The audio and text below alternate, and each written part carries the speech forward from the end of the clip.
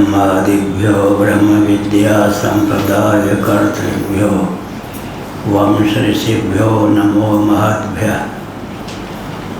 नारायणाखिल गुरो भगवन् नमस्ते शिवाय नमः। शिवलिंगाय नमः। तन्मे मनः शिव संकल्पमस्तु। सर्वे भवन्तु सुखिनः। नामापिते च मधुरं मधुरं स्वरूपं कर्मापिते च मधुरं मधुरा स्मृतिश्च बुद्धिं प्रबोधय प्रभो मधुबोधशक्तिं विद्यां प्रयच्छ परमां परिभावयामि। कोमलं कूजयन् वेणुं श्यामलोऽयं कुमारकः वेदवेद्यं परं ब्रह्म भासतां हृदये मम। कूजन्तं राम रामेति मधुरं मधुराक्षरम् आरुह्य कविता शाखां वन्दे वाल्मीकिकोकिलं। निगमकल्पतरोर्गलितं फलं शुकमुखादमृतद्रवसंयुतं पिबत भागवतं रसमालयं मुहुरहो रसिका भुवि भावुकाः। तृणादपि सुनीचेन तरोरपि सहिष्णुना अमानिना मानदेना कीर्तनीय सदा हरि। नारायणाखिल गुरो भगवन् नमस्ते शिवाय नमः। शिवलिंगाय नमः। तन्मे मनः शिव संकल्पमस्तु। सर्वे भवन्तु सुखिनः। श्री राम जय राम जय जय राम। श्री राम जय राम जय जय राम। श्री राम जय राम जय जय राम। श्री राम जय राम जय जय राम। श्री राम जय राम जय जय राम। श्री राम जय राम जय जय राम। धर्म की जय हो, अधर्म का नाश हो, प्राणियों में सद्भावना हो, विश्व का कल्याण हो, गौ माता की जय हो, गोहत्या बंद हो, भारत अखंड हो। सर्वभूत हृदय धर्म सम्राट श्री स्वामी करपात्री जी महाराज की जय हो, श्री जगन्नाथ महाप्रभु की जय हो, श्री बलभद्र महाप्रभु की जय हो, भगवती सुभद्रा देवी की जय हो, चक्र सुदर्शन महाभाग की जय हो। हर हर महादेव। गोविंद जय जय गोपाल जय जय। गोविंद जय जय गोपाल जय जय। राधा रमण हरि गोविंद जय जय। राधा रमण हरि गोविंद जय जय। श्री कृष्ण गोविंद हरे मुरारे। श्री कृष्ण गोविंद हरे मुरारे। हे नाथ नारायण वासुदेव। हे नाथ नारायण वासुदेव। गोविंद जय जय गोपाल जय जय। गोविंद जय जय गोपाल जय जय। राधा रमण हरि गोविंद जय जय। राधा रमण हरि गोविंद जय जय। नारायण नारायण से वृंदावन बिहारी लाल की जय। कौन सी पंक्ति है? हाँ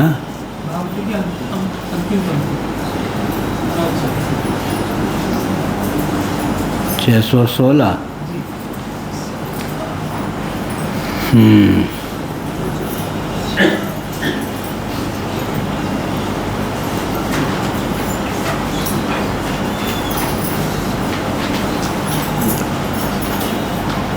ब्रह्मसूत्र 2.1.36 भामती टीका पृष्ठ 616। नीचे से दूसरी स्यादे तत् भविष्यतापि व्यपदेशो दृष्टो यथा पुरोडाश कपालेन तुषानुपवति इत्यतः न च धारयिष्यति इत्यतः इति। तदेव मनादित्वे सिद्धे सदैव सौम्येदमग्र आसीत् एकमेव द्वितीयमिति प्राक् सृष्टेः अविभाग अवधारणं समुदाचरत् रूपरागादि निषेध परम न पुनरेतान् प्रसुप्तान् अप्यपाक करोति प्रसुप्तानप्यपाक करोति इति सर्वम् अवधातम्। अवधातम में मोहल कर दें।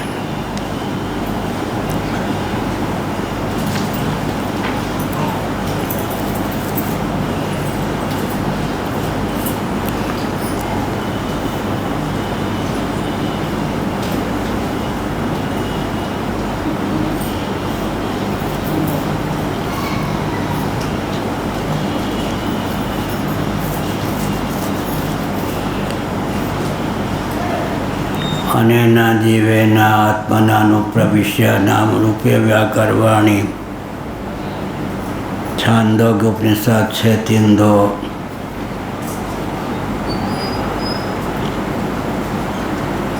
यह जो श्रुति है, हाँ समझ गए बैठ। जीव प्राण धारणे धातु से निष्पन्न जीव पद। अच्छा, नाना के साथ आया है। नारायण।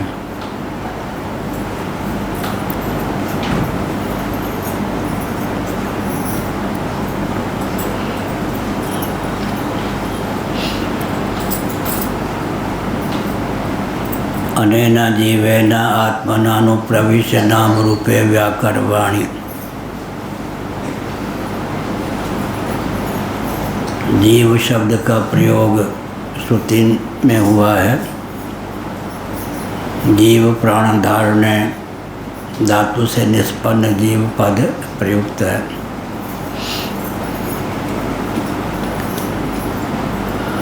प्राण सहित जो आत्म तत्व है उसी का नाम जीव है। पिछले दिनों कहा गया कि प्रसंगानुसार प्राण शब्द के विविध अर्थ होते हैं।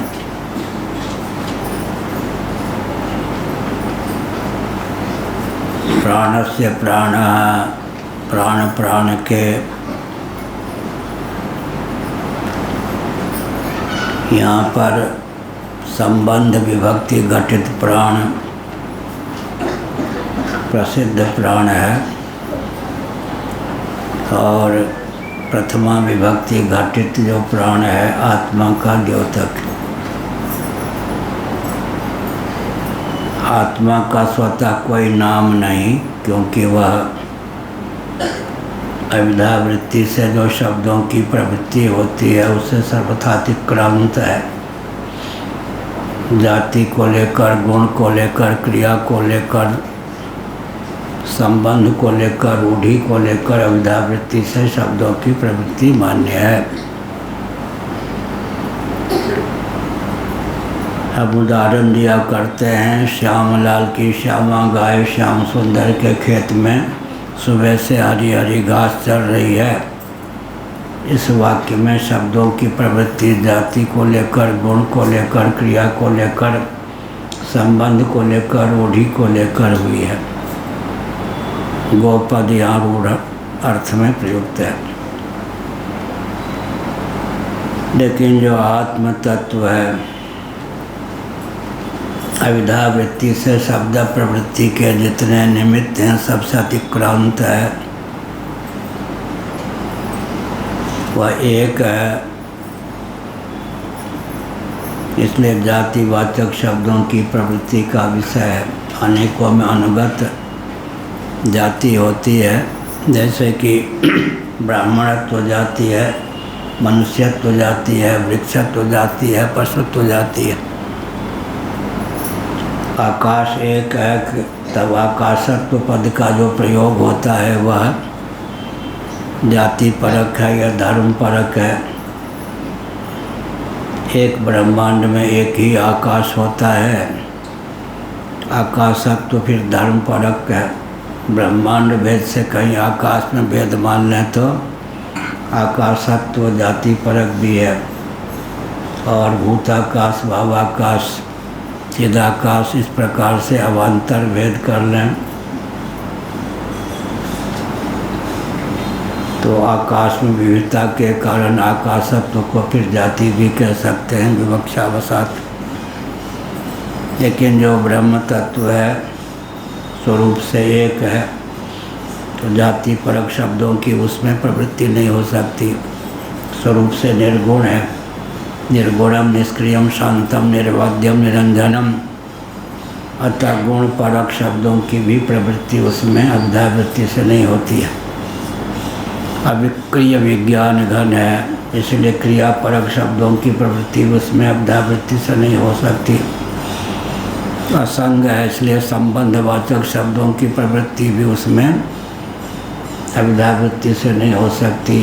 नित्य नभित आदि के समान रूढ़ार्थक शब्दों की प्रवृत्ति भी उसमें साक्षात नहीं हो सकती। तो जाति, गुण, क्रिया, संबंध, रूढ़ि कहाँ से बोल रहा हूँ?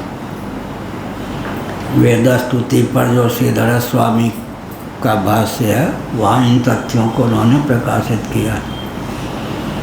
और तैत्तिरीय उपनिषद पर शंकराचार्य महाभाग का भाष्य सुरेश्वराचार्य जी का वार्तिक है। वार्तिककार सुरेश्वराचार्य जी ने इन सब भावों को व्यक्त किया है। जाति को लेकर, गुण को लेकर, क्रिया को लेकर, संबंध को लेकर, रूढ़ि को लेकर अविद्यावृत्ति से शब्दों की प्रवृत्ति होती है, परंतु आत्मतत्व अज है, अविक्रिय है, निर्गुण है, विज्ञान घन है। इन सब दृष्टियों से शब्दों की प्रवृत्ति अविद्यावृत्ति से आत्मा को लेकर नहीं हो सकती। जिनके यहाँ त्वम पद का वाच्यार्थ तक ही आत्म तत्व सीमित है, उनके यहाँ तो फिर अविद्यावृत्ति से भी शब्द की पकड़ का विषय आत्म तत्व हो जाता है। लेकिन जिनके यहाँ त्वम पद तत्पद के लक्ष्यार्थ की भी निरुक्ति है, लक्ष्यार्थ का विधान है। तत्वमसि आदि महावाक्यों में लक्षणों से, भागवत त्याग लक्षणों से आत्मा और ब्रह्म के एकत्व का वर्णन है। वहाँ तो जाति, गुण, क्रिया, संबंध, रूढ़ि परक शब्दों की प्रवृत्ति से अतिक्रांत ही आत्म तत्व सिद्ध होता है, यह अभिप्राय।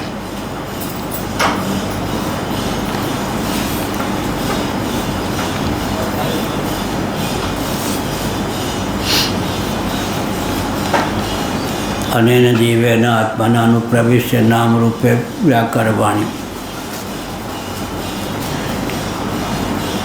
परमात्मा तत्व हिरण्यगर्भ संज्ञक जीव रूप से प्रविष्ट हुआ। कालांतर में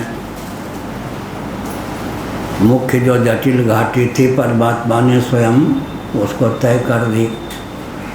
इसका अभिप्राय है कि स्वयं से अव्यक्त को अभिव्यक्त करना, अव्यक्त से महतत्व को अभिव्यक्त करना, महतत्व से अहम तत्व को अभिव्यक्त करना, अहम तत्व से आकाश को, आकाश से वायु को, वायु से तेज को, तेज से जल को, जल से पृथ्वी को अभिव्यक्त करना। फिर इन पांचों भूतों को पंचीकृत पंचभूतों का रूप प्रदान करना। अपंचीकृत पंच महाभूत में जो पृथ्वी, जल, तेज, वायु, आकाश होते हैं, इनमें किसी अन्य भूत का संसर्ग या संश्लेष नहीं होता है।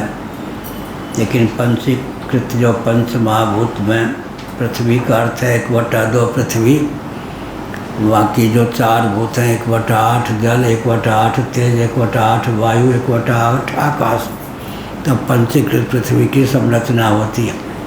इस समय जो हमको जल दृष्टिगोचर है इसमें 1/2 जल का अंश है, बाकी 1/8 1/8 1/8 1/8 शेष 4 भूतों का सन्निवेश है। इसी प्रकार इस समय जो हमको अग्नि तत्व का दर्शन होता है, वह जो आग है या तेज है उसमें भी 1/2 अपना हिस्सा है, शेष 4 भूतों का 1/8 1/8 1/8 1/8 हिस्सा है। 1/8 1/8 + 1/8 + 1/8 + 1/8 इक्वल टू 1/2 1/2 + 1/2 इक्वल टू 1। इस ढंग से। अब विचित्र बात है, कल का इंग्लिश के माध्यम से ही गणित का अध्ययन हुआ, इसमें हिंदी में बोल तो लेता हूँ गणित, पर वो तीव्र गति अंग्रेजी के माध्यम से होती। कल हमने कहा कि यह जो आकाश है, अब उसमें भगवान के ही बस की बात है, हम लोग तो सोच ही सकते हैं, सुन ही सकते हैं। इस समय जो आकाश है, पंचीकृत आकाश, इसमें 1/2 तो अपना हिस्सा है, बाकी 1/8 वायु का 1/8, अग्नि का 1/8, जल का 1/8, पृथ्वी का हिस्सा। तो कल हमने एक संकेत किया था पंचदशी कार विद्यारण स्वामी के अनुसार, आकाश का गुण शब्द है, लेकिन कारण और कारण का जो गुण होता है वो कार्य में भी अनुगत होता है। इस दृष्टि से वायु तेज जल पृथ्वी में भी शब्द नामक गुण प्रतिष्ठित है।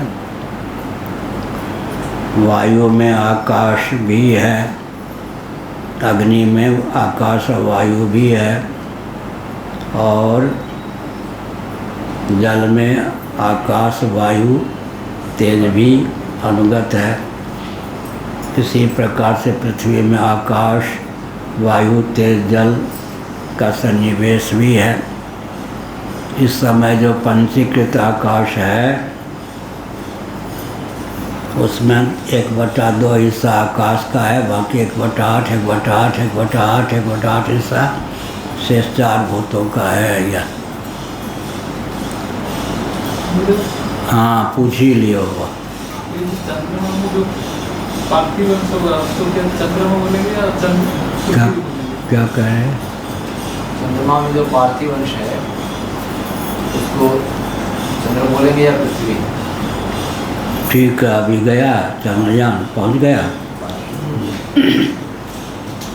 वायु पुराण में चंद्रमा की संरचना का वर्णन है। हमने कभी पिछले बार से तो कही, इसके बृहद मीमांसा भी की।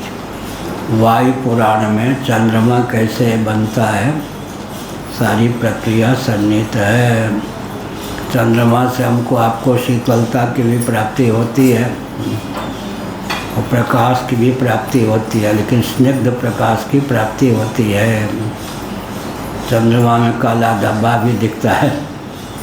पृथ्वी भी है, जल भी है, अग्नि भी है, और जीवनी शक्ति होने के कारण वायु भी है, और आकाश तो सबका धारक है, इसलिए आकाश की भी अनुगति उसमें है ही। लेकिन चंद्रमा में जल की प्रधानता मानी जाती है, क्योंकि चंद्रमा की जो रश्मियाँ होती हैं स्निग्ध होती हैं। अतिरिक्त पृथ्वी इत्यादि न हो तो चंद्रमा में अर्थक क्रियाकारिता की निष्पत्ति न हो। इस प्रकार से क्या प्रश्न किया था? जो धरती है, धरती जो मिट्टी है उसकी, जो मिट्टी होगी उसको चंद्रमा बोलेंगे या पृथ्वी? बैठिए, चंद्रमा ही बोलेंगे। एक एक तत्व निकाल देंगे तो चंद्रमा रहेगा क्या? कोई भी जो संघात होता है, जिन जिन सामग्रियों के योग से संघात की निष्पत्ति होती है, उन सब का सन्निवेश होता है या नहीं? चंद्रमा या चंद्र और सूर्य जो है, नीचे अग्नि ऊपर अग्नि, अग्नि तत्व से संपुटित चंद्रमा और सूर्य होते हैं। कुछ लोग कहते हैं कि चंद्रमा में स्वतः प्रकाश नहीं है, लेकिन वस्तु स्थिति है कि चंद्रमा जो है जल की प्रधानता से है, उसमें पृथ्वी का सन्निवेश भी है और प्रकाश विकिरण करने में समर्थ है, इसलिए तेज का भी सन्निवेश है, और जीवनी शक्ति प्रदान करने में सोमो भूत्वा रसात्मका कहा, यानी भगवान ने सोमो भूत्वा रसात्मका पुष्णामि च औषधि सर्वा, सोमो भूत्वा प्रकाश रसात्मक है सोम चंद्र, इसलिए आकाश वायु तो है ही, लेकिन उसमें जलीय अंश की प्रधानता है। शीतलता जो है चंद्रमा की रश्मि में है वो जल की ओर से है, लेकिन ठोस है या द्रवावस्थापन्न है, ये भी हुआ। शीत रश्मि को प्रदान करने में समर्थता के कारण चंद्रमा में जल का हिस्सा अधिक मान्य होता है। जीवनी शक्ति प्रदान करने के कारण उसमें वायु भी है, और प्रकाश जो होता है सूर्य का अभिव्यंग्य की अभिव्यक्ति अभिव्यंजक के अधीन होती है, अभिव्यंजक के तारतम्य से अभिव्यंग्य की अभिव्यक्ति में तारतम्य होता है।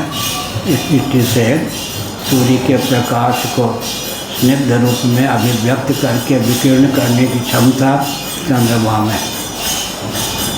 ये जो चंद्रयान गया है इसमें क्या फोटो आदि मंगवा सकते हैं, बाकी का मिट्टी जल आदि मंगवा सकते हैं? नहीं मंगवा सकते, अभी नहीं मंगवा सकते। और जो वहाँ जाके बस जाएंगे वो कुछ चुरा के ला सकते या नहीं? आजकल तो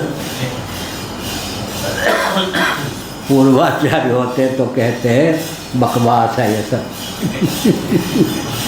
क्योंकि गीता के 8वें अध्याय के अनुसार अब तो विज्ञान में और दर्शन में तालमेल बैठाना पड़ता है ना, नहीं तो केवल दर्शन में कोई कमी नहीं है, लेकिन वैज्ञानिक जगत में जो भी आविष्कार होता है तालमेल बिठाए बिना केवल दर्शन की बात व्यक्ति करे तो विक्षिप्त गिना जाएगा क्या। तो गीता के 8वें अध्याय के अनुसार देहत्याग के बाद तत्र चांद्रमसम ज्योतिर्योगी प्राप्ति निवर्तते। देहत्याग के बाद चंद्रलोक में व्यक्ति जा सकता है पुण्य के प्रभाव से दक्षिणायन मार्ग। जैसे कोई व्यक्ति मान लो टाटा नगर जाना चाहे या अधर भुवनेश्वर तक की यात्रा करनी होगी, ऐसे ही उत्तरायण मार्ग जो है यहाँ तक दक्षिणायन ही होता है, भूर्भुवस्व तक, आगे से उत्तरायण मार्ग हो जाता है। यह नहीं कि ऐसे मार्ग हो, एक ही मार्ग है। जैसे अधिकार की सीमा में किसी को आगे जाने देते हैं पुलिस वाले, किसी को नहीं, ऐसे ही यहाँ तक एक ही मार्ग आगे उत्तरायण मार्ग हो जाता है। तो चांद्रमसम ज्योतिर्योगी प्राप्ति निवर्तते, चंद्रमा तक देहत्याग के बाद पुण्य के प्रभाव से व्यक्ति जाता है। अब अभी अगर यान तो पहुँच ही गया और यान के माध्यम से अगर कोई चंद्रलोक पहुँच भी जाएगा तो फिर एक प्रश्न उठेगा कि बिना मरे जीवन काल में ही कैसे पहुँच गया चंद्र मंडल पर व्यक्ति। या तो फिर क्या उत्तर देंगे? यंत्र के विधा से अगर कोई चंद्रमंडल पर पहुंच भी जाता है तो पुण्य के प्रभाव से कर्मोपासना के समुचित अनुष्ठान के प्रभाव से देहत्याग के बाद जो वहाँ जाएगा उस जाने में इस जाने में अंतर होगा। चंद्रमा का जो दिव्य स्वरूप है, यांत्रिक विधा से कोई पहुँच भी जाए तो वो दिव्य स्वरूप उसके लिए तिरोहित रहेगा। ये अर्थ समन्वय करना पड़ता आजकल, नहीं तो विज्ञान का खंडन कर दें तो लोग कहेंगे लकीर के फकीर, और दर्शन का खंडन किसी ढंग से हो ही नहीं सकता, इसलिए तालमेल बैठाने की आवश्यकता है। अनेन जीवेन आत्मनानुप्रविश्य नाम रूपे व्याकरवाणी भगवान ने पंचीकृत पंचभूतों तक की रचना कर दी, जटिल घाटी तय कर दी। उसके बाद हिरण्यगर्भात्मक अपनी ही अभिव्यक्ति जीव से कहा, अब प्राणियों के जो शुभाशुभ कर्म हैं उनका दिव्य चक्षु से दर्शन करके अभुक्त कर्मों का फल उन्हें देने की भावना से भोग और मोक्ष के अविरुद्ध अनुकूल उन्हें देहेंद्रीय प्राणांतःकरण से युक्त जीवन प्रदान करो। यह सब कल कहा था।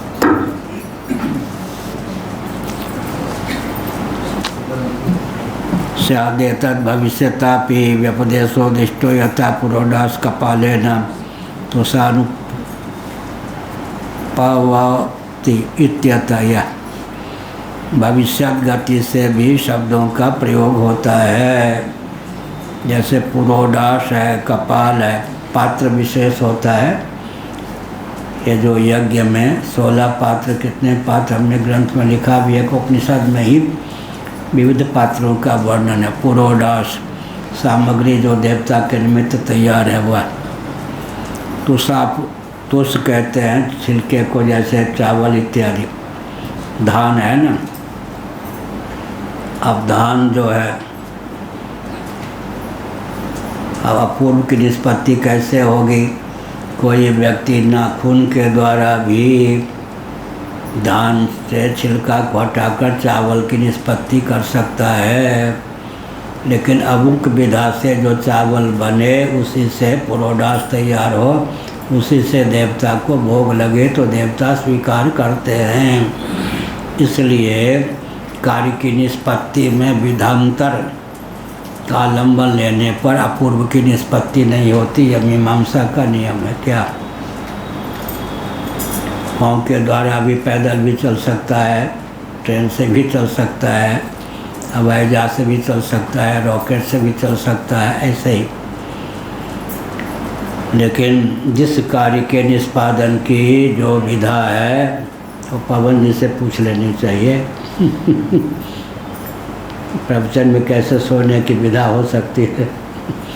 जिस कार्य के निष्पादन की जो विधा है उस कार्य का उसी विधा से निष्पादन होने पर अपूर्व की प्राप्ति होती है। अपूर्व का अर्थ क्या हुआ? कर्ता वेदादि शास्त्र सम्मत यज्ञ आदि का अनुष्ठान करता है। यज्ञ आदि का अनुष्ठान करने पर पूर्णाहुति के समय यज्ञ तो समाप्त हो गया। जब कर्म ही समाप्त हो गया तो कर्म का फल कर्ता को कैसे मिलेगा? क्योंकि जितने कर्म में सबका दृष्ट फल ही तो नहीं होता। भोजन इत्यादि किया, इसमें दृष्ट फल मिल गया तत्काल। लेकिन कारीरी याग का फल है वर्षा की प्राप्ति, तत्काल भी हो सकती है, कालांतर में भी हो सकती है। पुत्रेष्टि याग का तत्काल तो पुत्र नहीं प्राप्त होगा। स्वर्ग का मोह यजेता, स्वर्ग की प्राप्ति के लिए किसी ने याग किया तो देह त्याग के बाद ही उसका फल मिलेगा। इस प्रकार से जैसे परिक्रमा से करते हैं, नर्मदा परिक्रमा ये सब करते हैं, नर्मदा परिक्रमा, फिर तो उसकी जो विधा है, शास्त्र से पर जो विधा है उसका जो फल है। और आजकल जैसे लोग कोई गाड़ी से कर लेते हैं, कोई किसी विधा से कर लेते हैं, फल में तारतम्य हो जाएगा। या फल में तारतम्य हो जाएगा। ठीक, पैदल यात्रा करेगा, जो विधा है, जहाँ रुकना चाहिए, देवी देवता का दर्शन करना चाहिए, उससे पूर्ण फल प्राप्त होगा। नहीं तो सामान्य फल कहीं कहीं दूरित भी हो सकता है। मर्यादा का अतिक्रमण करके कोई परिक्रमा कर ले हेलीकॉप्टर आदि से, तो तीर्थ को पर्यटन का केंद्र बना लेगा तो दूरित भी हो सकता है। 24 गए 26 होने, डूबे भी नहीं रह गए। इसलिए हमने कहा कि पूज्य गुरुदेव ने कहा, एक व्यक्ति आया मेरे सामने की बात, धर्म सम्राट स्वामी करपाती जी महाराज की बात है। एक व्यक्ति ने पूज्य गुरुदेव को चिढ़ाने के लिए कहा, महाराज मेरी पत्नी रोज़ श्री सूक्तम का पाठ करती हैं, उसके प्रभाव से हमको धन खूब मिलता है। महाराज चुप रहे। फिर कहा, महाराज सुने या नहीं, मेरी पत्नी श्री सूक्तम का पाठ करती हैं, स्त्री होकर वेद का पाठ करती हैं और धन खूब मिलता है। फिर महाराज चुप रहे। फिर तीसरी बार उसने चिढ़ाने के लिए कहा। महाराज ने कहा कि सुनो, बहन से विवाह करने पर भी संतान की प्राप्ति हो सकती है, अवैध है। इसलिए फल के पक्षधर मत बनो, विधि सम्मत फल का ध्यान रखो। बस बोलती बंद हो गई क्या? फल का पक्षधर मत बनो। ऐसे ही नख के द्वारा भी धान को चावल का रूप दिया सकता है, लेकिन अमुक विधा से जो चावल की निष्पत्ति हो, उस चावल के द्वारा जो पुरोडाश की संरचना होगी, उसी से अपूर्व की प्राप्ति होगी। अपूर्व माने कर्म की समाप्ति हो जाने पर भी कर्ता के अंतःकरण में वह जो कर्म सन्निहित रहता है, जब तक फल न दे तब तक उस कर्म का पूर्व हो जाता है। यह गीता में 33 अध्याय में इस तथ्य का वर्णन है। यज्ञा भवति पर्जन्य, ये सब है या नहीं। यज्ञ कर्म समुद्भव, यज्ञ कर्म समुद्भव। यहाँ कर्म और यज्ञ में पुनरुक्ति दोष की प्राप्ति है। दोनों का निवारण कैसे करेंगे? यज्ञ कर्म समुद्भव, कर्म से यज्ञ का समुद्भव होता है। अब लोग जिनको मीमांसा आदि का ज्ञान नहीं हो, क्या अर्थ करेंगे? कर्म विशेष का नाम ही तो यज्ञ है। फिर यज्ञ कर्म समुद्भव, इसका अर्थ क्या है? यज्ञ का अर्थ हो गया अपूर्व। इंद्राय स्वाहा इदम इंद्राय नमः, इस प्रकार से अंत में आहुति दे दी, पूर्णाहुति दे दी। तो यज्ञ तो समाप्त हो गया, तो कर्म ही जब समाप्त हो गया तो न रहे बाँस न बने बाँसुरी, न बने बाँसुरी न बजे बाँसुरी, फल कौन देगा? कर्म समाप्त होने पर भी वह कर्म कर्ता के अंतःकरण में अपूर्व होकर विद्यमान रहता है। इसलिए देह त्याग के बाद स्वर्ग मिल सकता है या कालांतर में पुत्र रत्न की प्राप्ति हो सकती है। यह सब कर्म समाप्त होने पर भी कर्ता के हृदय में वह कर्म अपूर्व होकर स्थित रहता है। उस अपूर्वता के बल पर ही कर्ता को स्वर्ग आदि लोकों की प्राप्ति होती है। यह का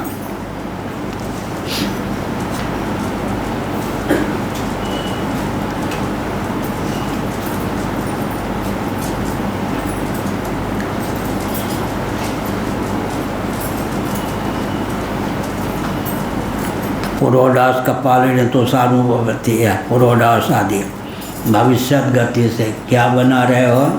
भात पक रहा है, पकने के बाद भात होगा ना, इसलिए भविष्यत गति से भी वस्तु संज्ञा हो जाती है वर्तमान में। भविष्यत गति से क्या बना रहे? लाठी बना रहा हूँ। क्या बना रहे? धनुष बना रहा हूँ। क्या बना रहे? भात बना रहा हूँ। क्या पक रहा है?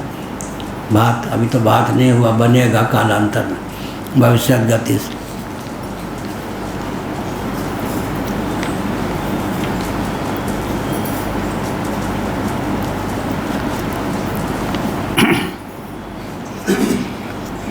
एक व्यक्ति विक्षिप्त जैसा था, निम्सा ने उसने कहा मैं एक साधन कर रहा हूँ, उसके बाद मुझे सिद्धि प्राप्त होगी, तुम जो वरदान मांगोगे उस सिद्धि के बल पर मैं तुम्हें दे दूँगा।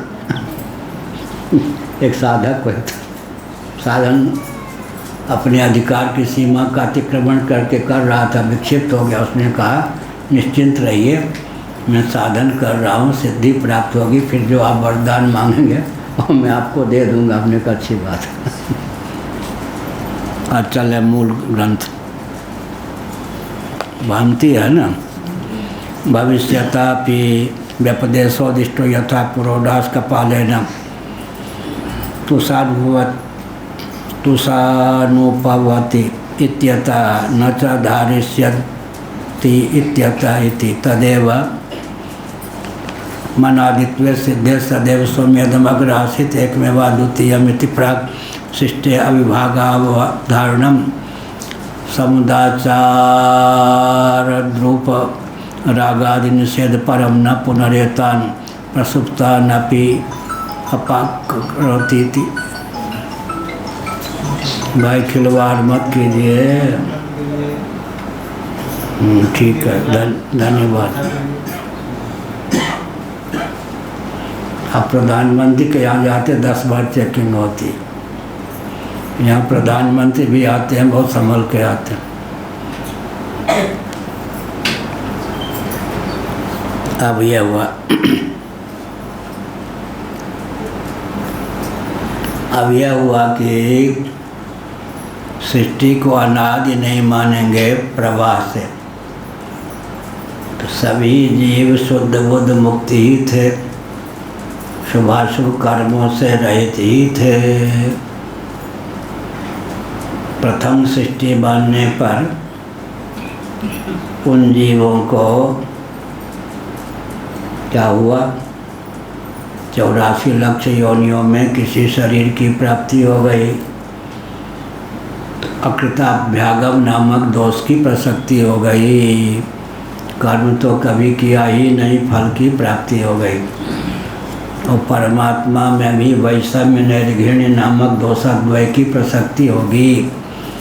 किसी को स्वर्ग में भेज दिया, किसी को वैकुंठ में, किसी को नरक में, किसी को चमगादड़ का शरीर, किसी को छुछुंदर का शरीर, किसी को ब्राह्मण का शरीर, किसी को क्षत्रिय का शरीर। इस प्रकार से भगवान में वैषम्य दोष नहीं है। निर्घृण्य माने संस्कृत में घृणा शब्द प्रायः दया के अर्थ में प्रयुक्त होता है, इसलिए भगवान में निर्दयता नामक दोष भी नहीं है, विषमता नामक दोष भी नहीं है। कल कहा था कर्म प्रधान विस्मृति राखा, जो जस करें तो स्वतः फल चाखा।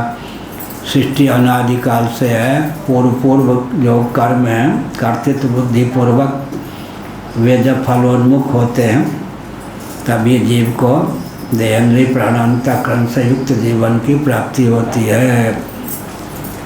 तत्वज्ञान से संचित कर्म में आग लग जाए, क्रियमाण कर्म अक्रिय हो जाए, अकर्म हो जाए, केवल प्रारब्ध जिन कर्मों का या जिस कर्म का फल प्रारंभ हुआ है वो प्रारब्ध है। प्रारब्ध तो तत्वज्ञ को भी भोगना ही पड़ता है। प्रारब्ध के 3 फल हमने बताया योग दर्शन के अनुसार। जाति आयु भोग। जाति माने जन्म, वो तो हो ही गया। आयु का अर्थ है श्वास प्रश्वास की निश्चित अवधि। भोग का अर्थ है सुखप्रद दुखप्रद व्यक्ति या वस्तु की संप्राप्ति, उनके संयोग से सुखानुभूति दुखानुभूति है। जैसे सृष्टि दशा में भी प्रलय बीच बीच में होता रहता है। हाँ, सृष्टि दशा में भी कल्प में उसमें भी प्रलय बीच बीच में होता रहता है। क्या कह रहे हैं? सृष्टि काल में भी बीच बीच में प्रलय होता रहता है। खंड प्रलय, 3 प्रकार का प्रलय। कौन सा प्रलय? खंड प्रलय। प्रत्यक्षण जो सावयव वस्तु है उसमें तो प्रतिक्षण प्रलय ही प्रलय। प्रतिविज्ञा कैसे होती है इस पर बहुत विचार। स्वयं देवदत्ता, स्वयं पुमान, सेयम जलधारा, प्रतिविज्ञा पर विचार है या नहीं? या वही जलधारा है, या वही देवदत्त है, या वही लता है। प्रतिक्षण सावयव वस्तु में परिवर्तन होते हैं या नहीं? सावयव वस्तु को लेकर प्रतिविज्ञा की सिद्धि होगी या नहीं, इस पर शास्त्रार्थ। सादृश्य को लेकर प्रतिविज्ञा की सिद्धि होती है, नहीं तो स्वयं देवदत्ता जब कहा तो 4 महीने पहले या 4 दिन पहले, इतने नहीं 4 मिनट पहले जिस देवदत्त को देखा था 4 मिनट में बदल गया या नहीं? बहुतों को गाली लग जाएगी दृष्टि सृष्टिवाद के अनुसार। क्या मान लो बाहर आएगा ना वट का वृक्ष, जब जब वट के वृक्ष का दर्शन होता है तब तब तो वट का वृक्ष उत्पन्न होता है। जब वट के वृक्ष का ज्ञान नहीं होता तो वट होता ही नहीं। दृष्टि सृष्टिवाद में उदाहरण कोई है? कोई व्यक्ति यात्रा कर रहा था, फिर क्या हुआ? रास्ते में रस्सी को सर्प समझ लिया। फिर 1 घंटे बाद लौटा, उसने सोचा सोया हुआ सर्प है, हमारा क्या बिगाड़ेगा, लेकिन वही सर्प है। तो वस्तुस्थिति है कि चलते समय जिस रस्सी को सर्प समझा था उसी समय रस सर्प की उत्पत्ति हुई है नहीं, और फिर लौटते समय जब रस्सी को सर्प समझा तब वही सर्प था या तत्काल वो सर्प की उत्पत्ति हुई? तत्काल हुई ना। ऐसे ही जब जब बेटे का ज्ञान हुआ तब तब बेटा है, नहीं तो जब ज्ञान हुआ मर गया। दृष्टि सृष्टि के बाद कैसा यही हुआ ना, जिस समय जिस वस्तु का ज्ञान है उसी समय वस्तु है, आगे पीछे नहीं। स्वप्नावस्था में जब जब घट का दर्शन होगा तभी तभी घट होगा। एक घट मान लो स्वप्नावस्था में यहाँ रखा हुआ है, 10 मिनट बाद स्वप्न में वही दिखाई पड़े तो वही घट है या फिर नया घट उत्पन्न हुआ। इसलिए बहुत विचित्र गाता है ये सब। अगर बोल दें तो लोग पागल ही हैं। क्या जब जब बेटे का दर्शन हुआ तब तब बेटा उत्पन्न हो गया, जब जब पति का दर्शन हुआ तब पति, बीच में सब विधवा हो गई। दृष्टि सृष्टिवाद में क्या, स्वप्न में जो वस्तु जिस क्षण दिखाई पड़ी उसी क्षण होती है या नहीं? स्वप्न में जो व्यक्ति जिस क्षण दिखाई पड़ता है उसी क्षण होता है, आगे पीछे भी होता है। सृष्टि दृष्टिवाद में सृष्टि का अनुगमन करती है दृष्टि, दृष्टि सृष्टिवाद में दृष्टि सम समया सृष्टि ही, दृष्टिरेव सृष्टि ही, दो प्रकार से व्युत्पत्ति है दृष्टि सृष्टिवाद की। दृष्टि ही सृष्टि है, या जब तक दृष्टि है तभी तक सृष्टि है, आगे पीछे है ही नहीं। या इसलिए प्रतिविज्ञान या वही जलधारा है, वो जलधारा तो पता नहीं कितना कहाँ चली गई, या वही जलधारा है या वही गुमान है। सब जगह जो प्रतिविज्ञा है ब्रह्मात्मिका ही है, लेकिन सादृश्य को लेकर प्रतिविज्ञा है, व्यवहार चलता है। एक व्यक्ति कुछ बोलने लग गया, कहाँ पर, टाटा नगर की बात है।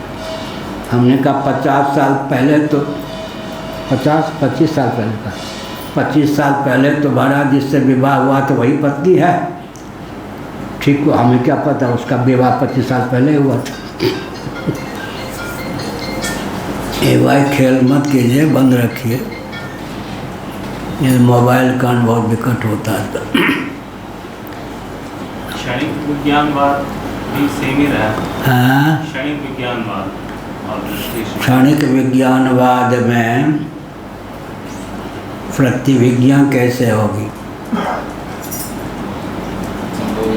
प्रतिविज्ञा तभी होगी ना जब क्षणिक विज्ञान नहीं मानेंगे, तो वहाँ तो एक कई वाक्य में क्षणिक विज्ञानवाद का निराश हो जाता।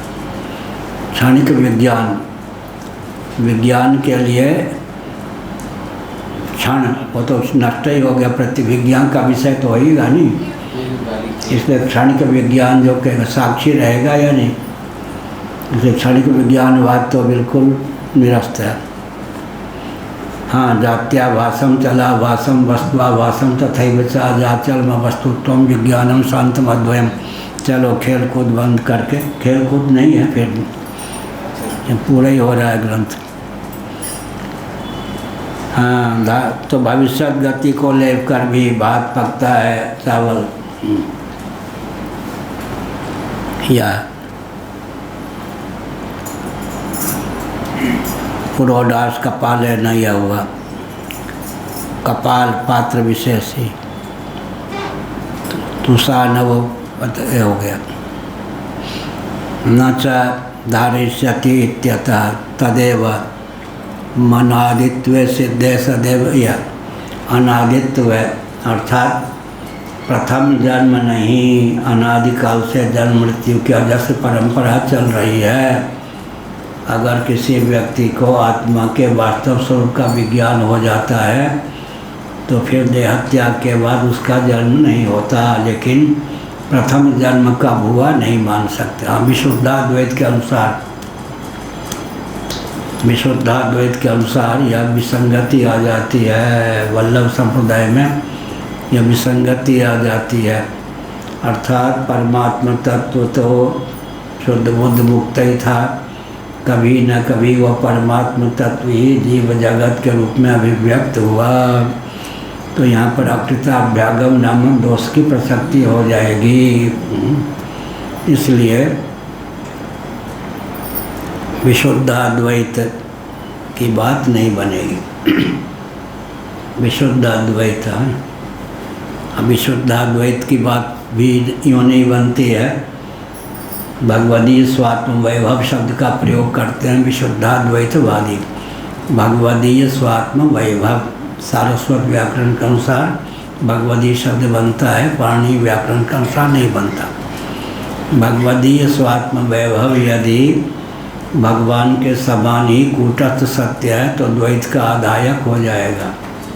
बंध्यापुत्र के समान अगर अलीक है तब अर्थक क्रियाकारिता दृष्टिगोचरता उसकी सिद्ध नहीं होगी। इसलिए भगवान की अपेक्षा भगवदी स्वात्म वैभव क्या है? किंचिन न्यून सत्ता का, किंचिन न्यून सत्ता का अर्थ ये हो गया भगवान के समान कूटस्थ नहीं, बंध्यापुत्र के समान असत नहीं, अर्थात क्या हुआ? अनिर्वचनीय है। अनिर्वचनीय का अर्थ क्या हो गया? मिथ्या है। अर्थात क्या हो गया? भगवान के समान कूटस्थ सत्य होगा तो द्वैत का आधायक हो जाएगा। बंध्यापुत्र के समान होगा तो दृष्टिगोचर नहीं होगा, अर्थक क्रियाकारिता सिद्ध नहीं होगी। इसलिए भगवदी स्वात्म वैभव को लेकर द्वैत की निष्पत्ति तभी नहीं होगी जब भगवदी स्वात्म वैभव की अनिर्वचनीयता सिद्ध हो। घुमा फिरा कर वल्लभ संप्रदाय में भी भगवदी स्वात्म वैभव नाम कुछ भी ले लो, अर्थ करते समय उसकी अनिर्वचनीयता ही सिद्ध होती है। अनादि है। अनादि का अर्थ है कि प्रथम सृष्टि का हुई ईश्वर के कार्यालय में भी लेखा जोखा नहीं, अनादिकाल से चल रहा है। षडस्माक मनादया जीव ईश्वर विशुद्धाचित इस कारिका के अनुसार 6 अनादि हैं। मुख्य अनादि तो 2 ही हैं, उन्हीं का विस्तार करके 6 कह देते हैं। मुख्य अनादि 2 कौन हैं? प्रकृतिम पुरुषं चैव विद्यनादि भावपि विकारांश गुणांश विद्धि प्रकृति संभवान प्रकृति पुरुष अनादि हैं।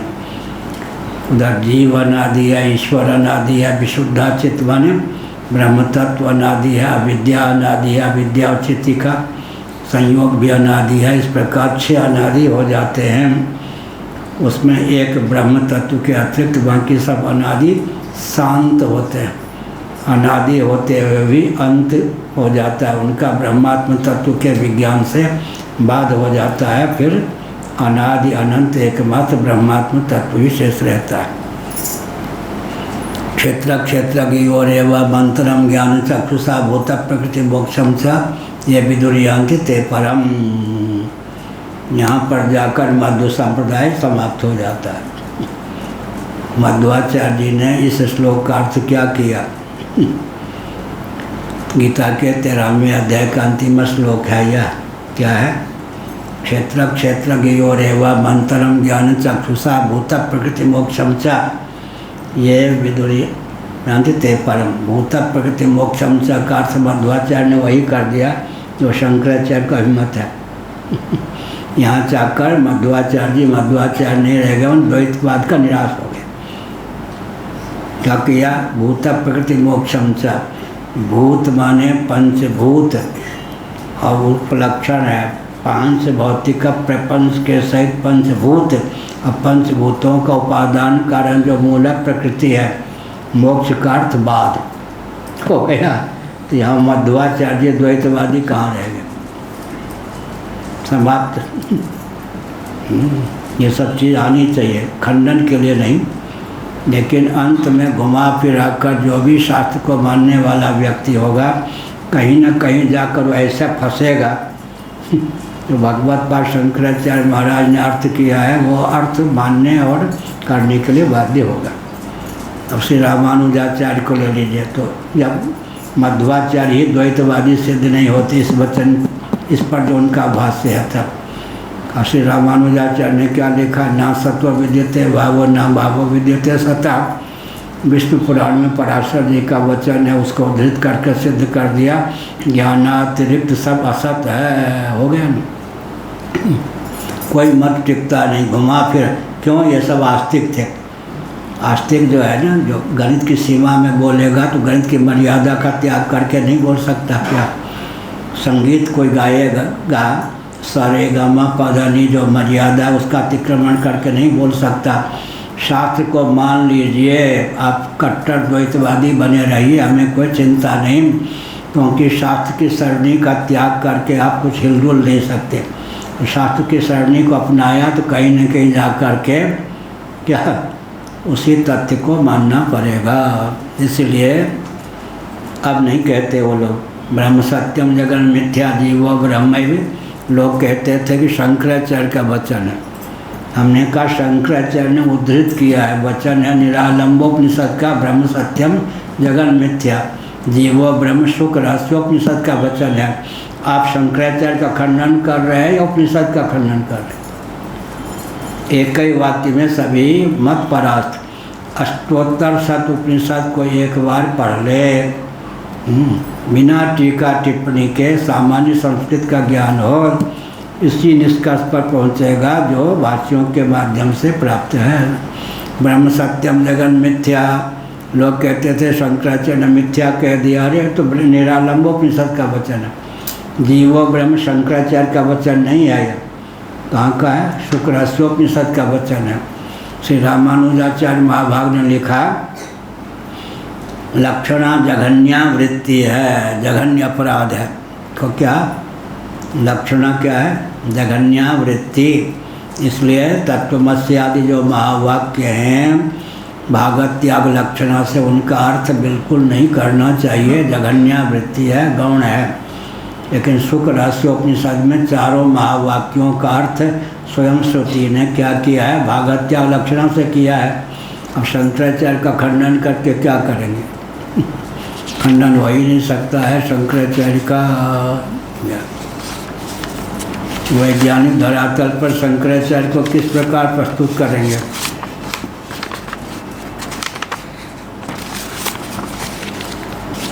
विकल्पना निरधिष्ठान नहीं होती, बाध साक्षिक नहीं होता, नाश निरन्वय नहीं होता, उत्पत्ति असन्मूलक नहीं होती, अप्राप्त का प्रतिषेध नहीं होता, प्राप्त प्रयुक्त हुए बिना नहीं रहता। कहो कितने हुए?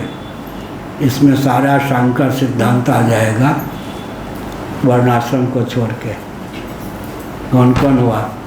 विकल्पना निरधिष्ठान नहीं होती। रस्सी में सर्प दिखाई पड़े धारा माला तो रस्सी है तब तो। विकल्पना निरधिष्ठान नहीं होती, बाध असाक्षिक नहीं होता, सबका बाध कहने वाला स्वयं तो साक्षी विद्यमान है। उत्पत्ति असन्मूलक नहीं होती, नाश निरन्वय नहीं होता, अप्राप्त का प्रतिषेध नहीं होता, प्राप्त प्रयुक्त हुए बिना नहीं रहता। क्या यह सब इतने दार्शनिक सिद्धांत हैं, अकाट्य, इनका खंडन हो नहीं सकता। अब रह गई बात वर्णाश्रम की, इसी पे सब चोट मारते, अब चोट मारना बंद कर दिया। शिक्षा रक्षा अर्थ और सेवा के प्रकल्प सदा संतुलित रहें, जनसंख्या सदा संतुलित रहे, मातृशक्ति का शील सदा सुरक्षित रहे। कहिए बाबूजी, यही अगर सनातन वर्णाश्रम व्यवस्था को नहीं मानेंगे, यह सब दिव्य गुण आएंगे क्या? क्या कहा? कितने कहा? शिक्षा रक्षा और सेवा के प्रकल्प सभी को सदा संतुलित रूप में मिले, मातृशक्ति का शील सुरक्षित रहे और जनसंख्या भी मर्यादित रहे। बैठ यहाँ। शिक्षा रक्षा अर्थ और सेवा के प्रकल्प सदा संतुलित रहें, जनसंख्या संतुलित रहे। कैसे? ब्राह्मण चारों आश्रमों में अधिकृत, तो जितनी संख्या होनी चाहिए उतनी। क्षत्रिय संन्यासातिरिक्त 3 आश्रमों में अधिकृत और धर्मयोद्धे में अधिकृत। वैश्य जो है वानप्रस्थ संन्यास के अतिरिक्त 2 आश्रमों में अधिकृत, कृषि गौरक्ष वाणिज्य में अधिकृत। शूद्र जो है गुरुकुल वानप्रस्थ संन्यास 3 आश्रमों के अतिरिक्त गृहस्थ आश्रम में ही अधिकृत। उनके ऊपर कुटीर उद्योग लघु उद्योग का श्रम का सेवा का दायित्व प्राप्त है। इसलिए शिक्षा रक्षा अर्थ और सेवा के प्रकल्प सदा संतुलित रहें, जनसंख्या संतुलित रहे बिना परिवार नियोजन गर्भपात के, मातृशक्ति का शील सुरक्षित रहे। मातृशक्ति का शील सुरक्षित रहे किसको लेकर कहा? दुष्यंत कर्ण ऋषि के आश्रम में गए। कर्ण ऋषि कौन थे? नैष्ठिक ब्रह्मचारी। वहाँ एक किशोरी खेलती हुई दिखाई पड़ी, उसका नाम था शकुंतला। विश्वामित्र जब क्षत्रिय भावापन्न थे तब मेनका के गर्भ से उसकी उत्पत्ति हुई थी। जो अप्सरा होती है वो क्या होती है? गर्भ को धारण करके लगभग 30-45 मिनट के अंतर्गत ही उसके गर्भ में इतनी विचित्रता होती है कि बालक या बालिका का निर्माण हो जाता है, प्रसव करके छोड़ देती है। अप्सरा कभी अपने बेटी या अपने बेटे का पालन नहीं करती, उसका स्वभाव होता है भाग जाती है। ऐसे ही शकुंतला को जन्म दे के भाग गए, तो कर्ण ऋषि ने उसका पालन किया। दुष्यंत गए, वो बालिका खेल रही थी किशोरी, उन्होंने क्या अपने मन को कहा, अगर ये ब्राह्मण की बेटी होती तो मुझ क्षत्रिय का मन विवाह करने की भावना से इस पर आकृष्ट नहीं होता। इसलिए सनातन वर्णाश्रम व्यवस्था को मानेंगे तो शिक्षा, रक्षा, अर्थ और सेवा के प्रकल्प संतुलित रहेंगे, मातृशक्ति का शील सुरक्षित रहेगा, जनसंख्या सुरक्षित रहेगी, हर व्यक्ति की जीविका जन्म से सुरक्षित, हर व्यक्ति का जीवन दुर्व्यसन मुक्त होने के कारण आर्थिक विप्लव या विषमता नहीं होगी, हर व्यक्ति के जीवन में कर्म, उपासना, ज्ञान जो वेद आदि शास्त्र सम्मत हैं इनके प्रति आस्था होने के कारण हर व्यक्ति अपनी निष्ठा के बल पर अद्भुत वैभव को भी प्राप्त करने, अभिव्यक्त करने में समर्थ होगा। अब America, Britain, Germany, Japan, France की लाचारी है जहाँ परंपरा से वर्णाश्रम में व्यवस्था विलुप्त है, वहाँ वैकल्पिक ब्राह्मण, वैकल्पिक क्षत्रिय, वैकल्पिक वैश्य, वैकल्पिक शूद्र बनावे। वैकल्पिक ब्राह्मण, क्षत्रिय, वैश्य, शूद्र बनावेंगे तो क्या होगा, समय का अधिक उपयोग होगा, संपत्ति का अधिक उपयोग होगा, संस्कार का आधार नहीं हो सकेगा, संतुलन बिगड़ जाएगा। कितने दोष हुए कहो? वैकल्पिक ब्राह्मण, क्षत्रिय, वैश्य, शूद्र आदि बनाएंगे जिनकी लाचारी यकीन की America, Britain, Germany, Japan, France आदि की, तो क्योंकि शिक्षा, रक्षा, अर्थ और सेवा का प्रकल्प चलाने के लिए परंपरा प्राप्त न सही वैकल्पिक ब्राह्मण, क्षत्रिय, वैश्य, शूद्र ये तो बनाने ही पड़ेंगे। वैकल्पिक बनाएंगे, पहला दोष क्या होगा? चैतन्य जी, पहला दोष होगा समय का अधिक उपयोग होगा। दूसरा दोष क्या होगा? संपत्ति का अधिक उपयोग होगा। तीसरा दोष क्या होगा? संस्कार का आदान नहीं हो पाएगा। पाँव को कितना भी प्रशिक्षण दो, हाथ का रूप नहीं धारण कर सकेगा और जनसंख्या संतुलित नहीं रहेगी, मातृशक्ति का शील सुरक्षित नहीं रहेगा। इसलिए भारत में जाति पाति मिटाओ या कहना उन्माद है या नहीं, भारत, नेपाल आदि में। और ये सब क्यों कहा? श्रोताओं को देखकर अपने आप शैली जैसी होनी चाहिए हो जाती, विचार नहीं करना पड़ता। जाति धर्मा को धर्मा च शाश्वता, इन नेताओं को जाति पर चुनाव के समय में जातिवाद कहते हैं, रोटी बेटी की मर्यादा के समय जाति का खंडन करते हैं। गीता में अर्जुन का क्या वचन है पहले अध्याय में? जाति धर्मा कुल धर्मा च शाश्वता, कुल धर्मा सनातना। जाति धर्म कुल धर्म शाश्वत है, सनातन है। जाति धर्म कुल धर्म को विकृत और विरुद्ध करने की आवश्यकता है या जाति धर्म कुल धर्म के स्वरूप स्वभाव प्रभाव को समझकर उनके अनुपालन की आवश्यकता है। जो जाति धर्म को कुल धर्म को विकृत करने चले सब विकृत हो गए, जैसे आर्य समाजी, आप सनातनी हो। जो जाति धर्म कुल धर्म को विकृत करने चले सब विकृत हो गए, मिटाने चले सब, विलुप्त करने चले सब विलुप्त हो गए। जो ब्राह्मणों में ही सरनेम नहीं लगाते हैं, बहुत सारे सनातनियों में कोई दास लगाने लग गए, कोई शरण लगाने लग गए, तो मूल जो टाइटल ब्राह्मणों का है वो सब छोड़ के तो क्या रास नहीं है ये वर्णाश्रम? जयप्रकाश जी ने कहा था, कायस्थ थे ना, कायस्थ की बुद्धि बहुत तेज होती है। जयप्रकाश जी ने कहा था सरनेम लगाना बंद कर दो, सरनेम। और चाहिए भी है कि गोत्र के आधार पर भी तो होता है, अमुक भारद्वाज ये सब। अच्छा, मिश्र जो है वो क्या है?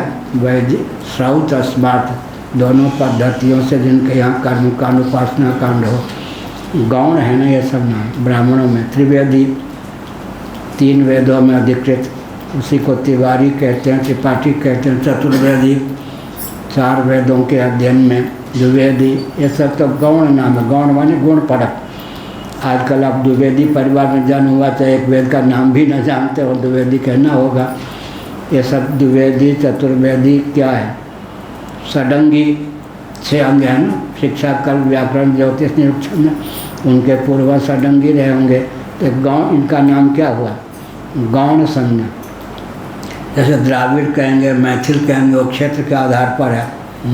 भारतीय कहेंगे, तिब्बती कहेंगे, वो क्षेत्र के आधार पर है। तो नामकरण के पीछे क्षेत्रीय भी होता है। उपाध्याय कहेंगे, एक वेद जीविका के निमित्त एक वेद का जो अध्ययन करे उसका नाम क्या है?